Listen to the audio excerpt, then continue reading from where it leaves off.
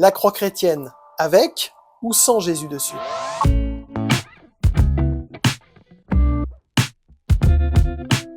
C'est un débat récurrent dans les milieux chrétiens et qui ne date d'ailleurs pas d'hier. S'il existe toujours des particularités et des exceptions, on peut globalement diviser la pratique en deux. D'un côté, les catholiques qui vont représenter Jésus sur la croix, de l'autre, les protestants qui ne vont pas représenter Jésus sur la croix. Il existe plusieurs raisons, qu'elles soient historiques, culturelles, personnelles, théologiques, qui poussent à une pratique plutôt qu'à une autre.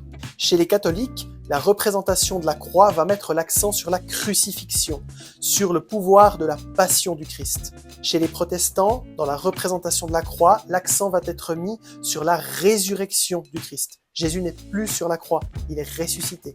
Nous avons donc un symbole commun qui exprime une histoire commune, mais simplement des chapitres différents de cette histoire. Pour ma part, en tant que chrétien évangélique, qui est un courant du protestantisme, je porte une croix sur laquelle Jésus n'est pas représenté. Mais finalement, qu'on représente Jésus ou non sur la croix, il n'y a selon moi pas de juste ou de faux.